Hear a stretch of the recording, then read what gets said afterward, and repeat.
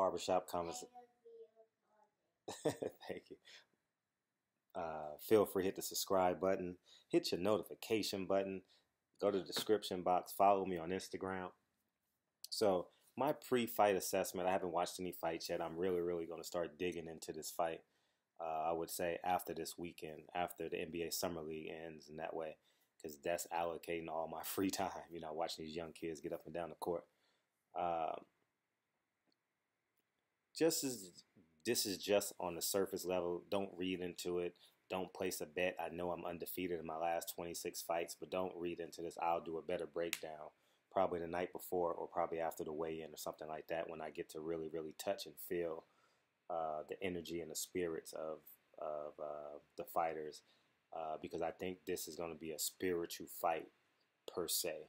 You understand what I'm saying? I don't think this will be a typical Mexican black fight. I think this will be a war of mental and spiritual wills. There will be adversity. I don't know to what level or what degree on both ends. I don't think it'll be a one-sided fight. But I'm anxious to see how this fights. But I just want to give you what I feel. And I haven't seen Robert Easter. I've just felt him through social media, as you guys already know, through a few of my videos. And I finally got a chance to connect with Mikey Garcia today. And I'll start with Mikey Garcia since it's the most prevalent right now.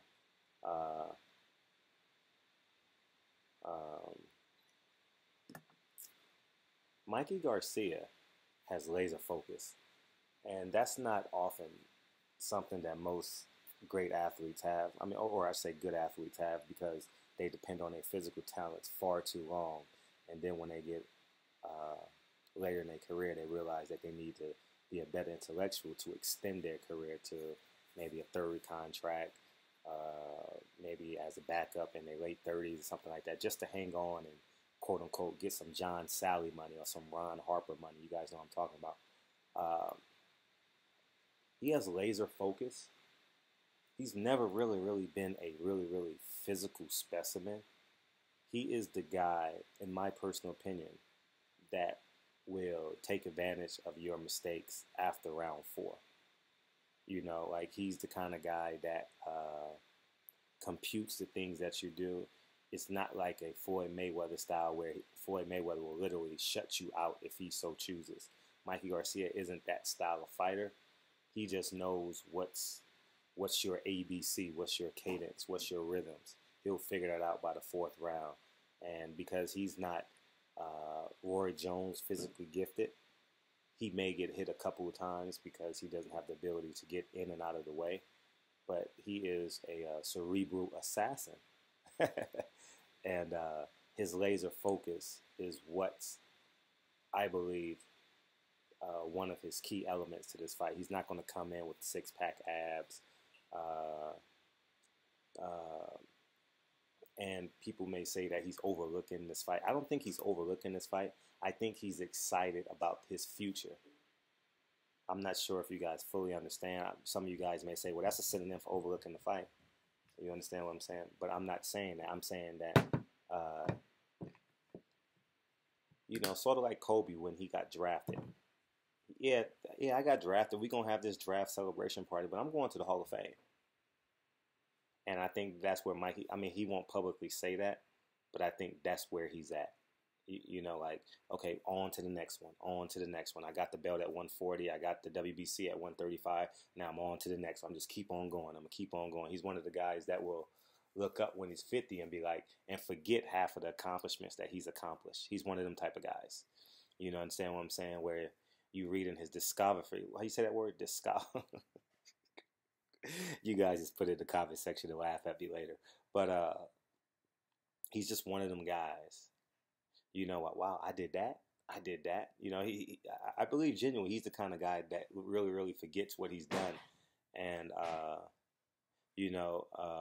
he doesn't get the credit he deserves, probably because he's a smaller guy. The lower you go in weight, the less traffic it gets. That's just what boxing fans, that's just who they are, and I think it'll forever be that way, so So that's what I want to say about that. And as it relates to Robert Easter, Robert Easter is, and this is what I 1,000, 10,000, 100,000, 1,000,000% respect about um, uh, Robert Easter in this fight. No stone will go unturned. See, the what humans, what we are afraid to do is give our all and live with the results. It's very hard for us to do that. You understand what I'm saying? We're afraid to be vulnerable. We're afraid to be passionate. We're afraid to uh, fail when we've given everything. Robert Easter is putting everything into this camp. I believe he's had a 12-week camp, if I'm not mistaken. I don't know per se, but I know he's been in camp quite a long time. You know what I'm saying? And uh, so I'm just going to sake of this video, it's been 12 weeks, and I expect the best of Robert Easter. I expect him uh, to endure anything that Mikey Garcia has to offer. It's just one of them fights. I don't think his will can be broken. I think his will can be broken in moments in the fight, but overall, I don't think his will be broken. Um, can I see Robert Easter getting knocked down? I sure can. I definitely can see Robert Easter getting knocked down in this fight. Not from Mikey Garcia's great power, you know, like kind of like Daniel Jacobs versus Triple G knockdown. You understand what I'm saying? Where you have so much pent up expectations of the fight, and you may get knocked off balance, and you get knocked down. It's a 10-8 round. Then you come back and really realize, is this all this guy has? This is all they built this guy up to be? He's nothing. You understand what I'm saying?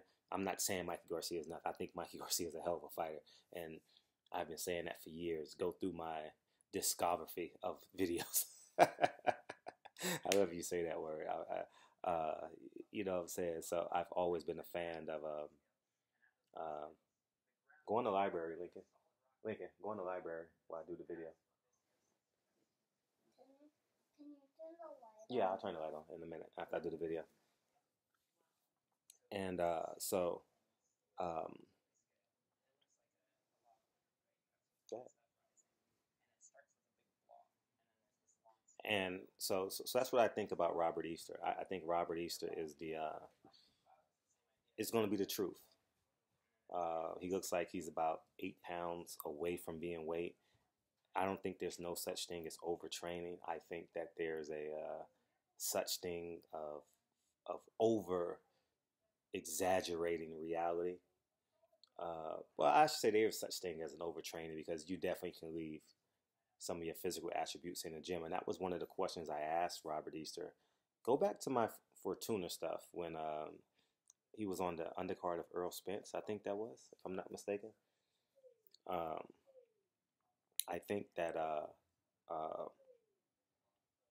I asked him, "Do you leave your power in the gym fighting at 135?" And he kind of laughed. He kind of laughed, but I think that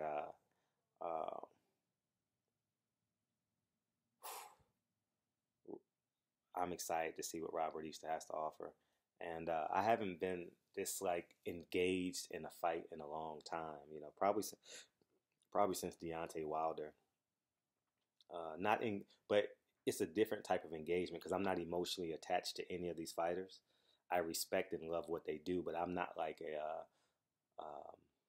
like where I want Mike. See the catch is I want Mikey Garcia to win because I know I get a big fight once a year in LA. You know, and on the other hand, I want Robert Easter to win because he's speaking this stuff into existence. And you guys know about my life. I believe in speaking. I believe in speaking things into existence and being exact about it. You understand? Um, and I thoroughly like embrace everything Robert Easter is putting into this camp, and I think that what we should do is give him credit for that. You know, drop him a good luck. I respect you in his on his comment section so the world can see it. You understand what I'm saying? The Garcia say they don't follow his social medias, but It's everywhere because they follow Ellie, and Ellie's probably posting his stuff too. So I follow Ellie, but I don't go down my timeline quite often on Instagram. I go like 10 spaces, and after 10, it's like it gets redundant after a while. But I do watch the stories. I think the stories are very engaging. I like you get to see 15 seconds of people lives at a moment. But uh, um, yeah, man, it's just I'm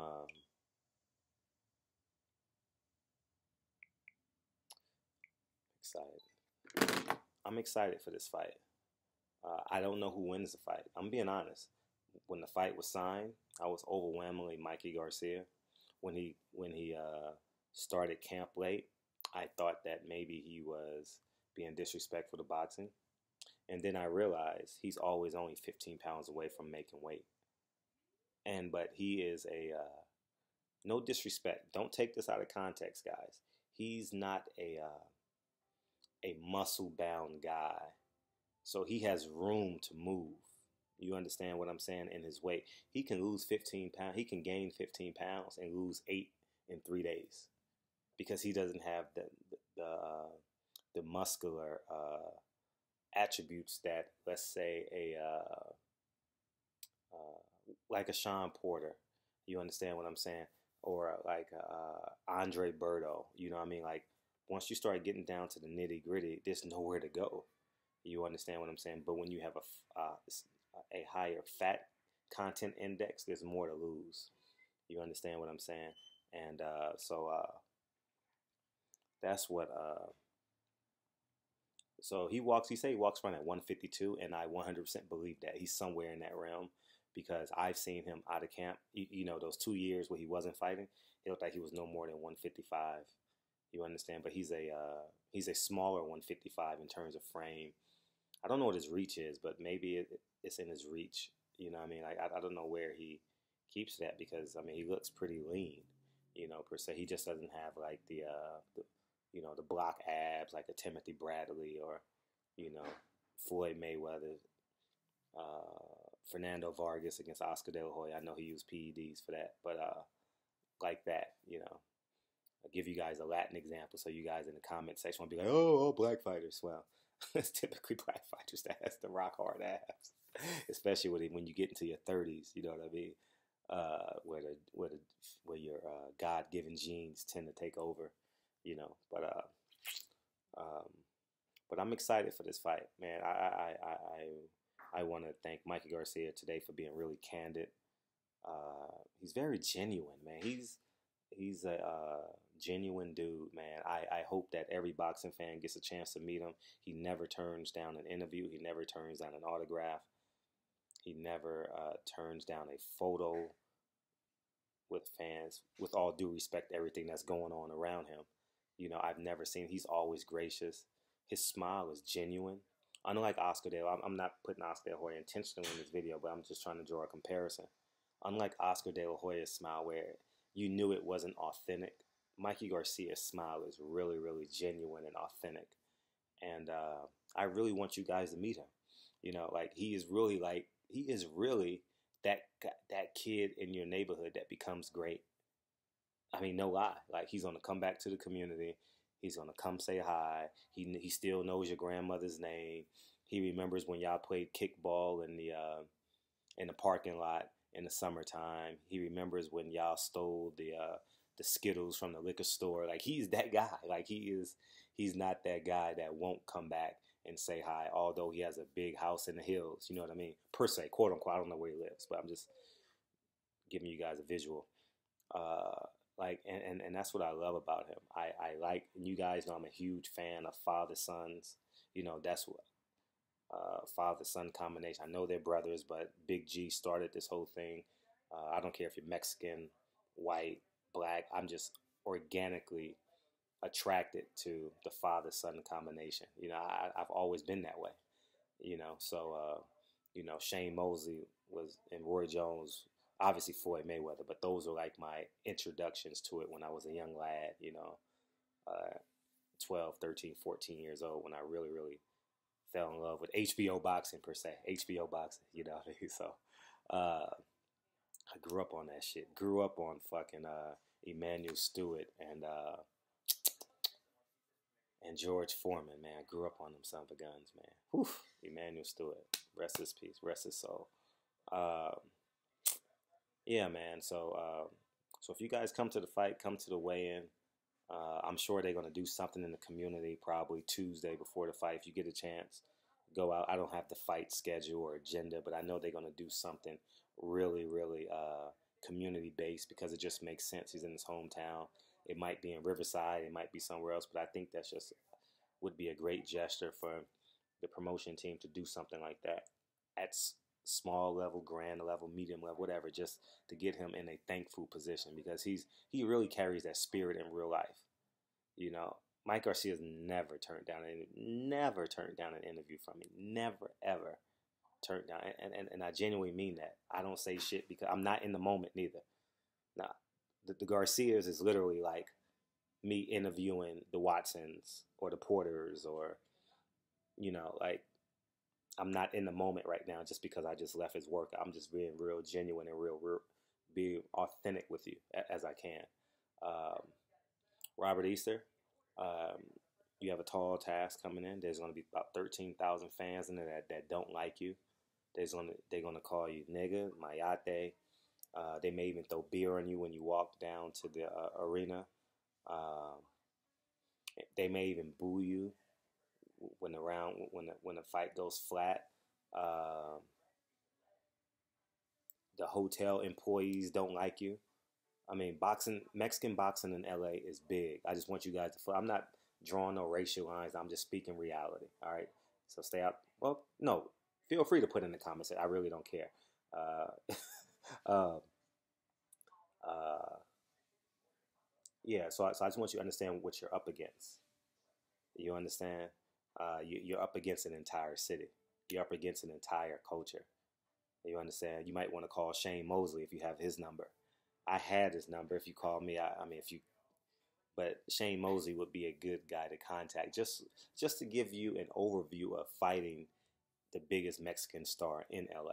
That may give you like a what to expect. You understand what I'm saying? Like, it's called like the Lakers going into Boston, where the hotel employees don't like you. You know, they may. I remember Magic or James Worthy telling a story about they used to give out his phone number, and he used to get phone calls all throughout the night, and they pulled the emergency alarm in NBA Finals. You guys have heard that story, I'm sure.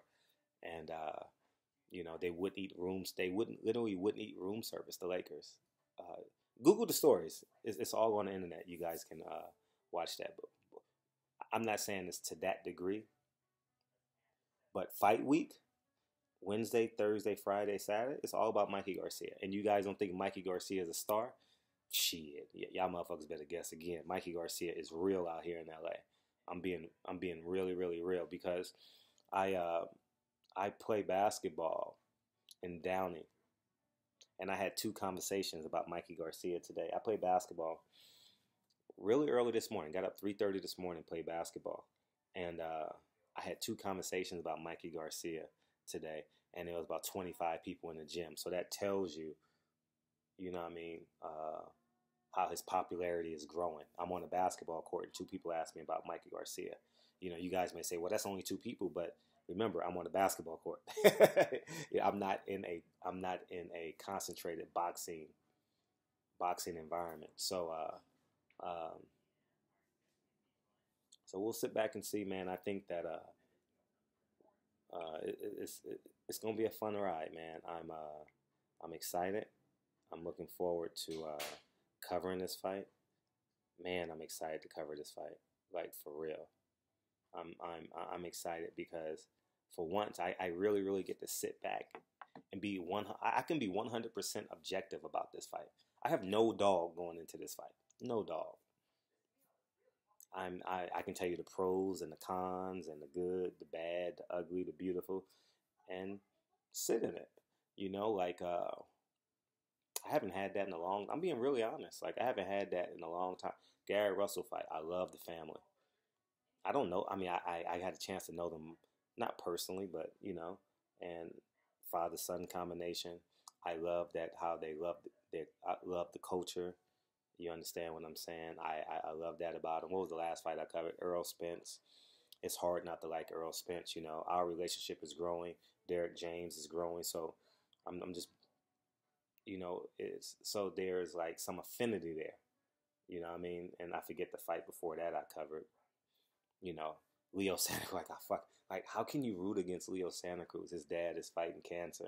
He named his son after Al Heyman. Like, so you guys understand what I'm saying? Like, how can you? You know, it's just the reality of the beast, man. When you've been in the game like me 10 years, you know, you get affinity for some people. You know, people say there's no such thing as being unbiased, calling it down the middle.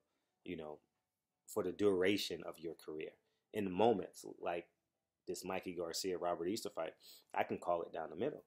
You know, like I literally don't have a dog in the race. This is not a black, me personally. I know the optics may say Mexican black, but this ain't a Mexican black fight to me. Like, I, I think it's a fight of spiritual wills. I just believe that, you know, and, but I'm excited, man. Hopefully you guys get to the end of this video. But I'm excited. Good luck, Mikey. Have finish your camp off strong. Robert Easter, I'm following you. I'm enjoying your stories. I'm enjoying Kevin Cunningham's stories. And again, congratulations to Kevin Cunningham for revigorating your training career, revitalizing, you know, you have all those fighters down there. You have what, 6 top 10 fighters down there. I think it's a beautiful thing. The Garcias, I mean, I see that motherfucker every week. Robert Garcia. If I don't see him on TV, I see him in person every week. Every week, I told him since February, I have seen you in some capacity. Like, obviously more on TV, but you know. So, anyways, man, barbershop comment. Hopefully, I gave you guys some insight. This is just preliminary, but I this is really a cathartic experience for me. Like I'm digesting now that I had a chance to reach out and touch Mikey Garcia today. I've been digesting Robert Easter intently the last 3 or 4 days, as you can tell by my videos.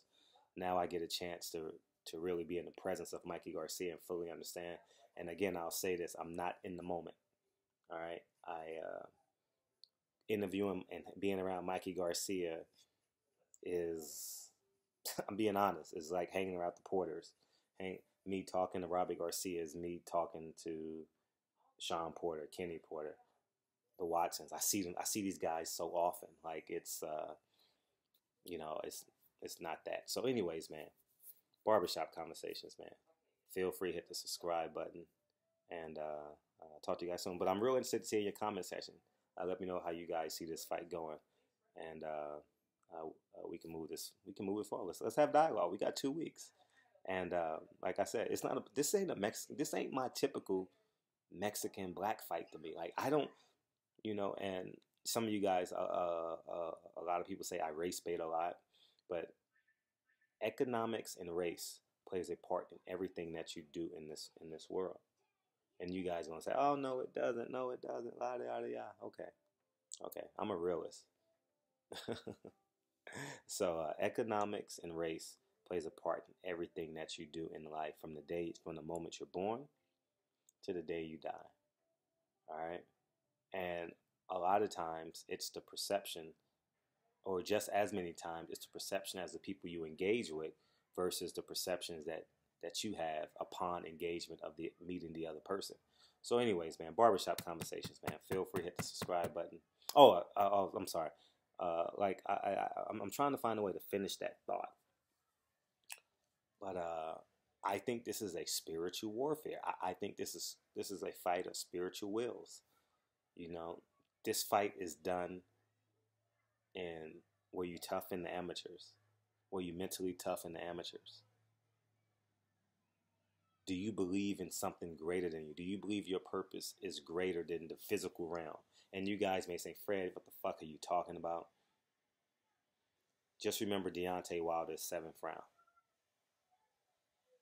I think that was, I believe that was spiritual strength carrying Deontay Wilder through that moment. I just believe it. I believe that the forces were so strong that he carried that. Because keep in mind, 3 weeks before the fight, he went to Memphis, broke camp, went to Memphis, and spoke to all those kids in the hospital. Anyways, man, barbershop conversations, man. Feel free to hit the subscribe button, and I'll talk to you guys soon. Peace.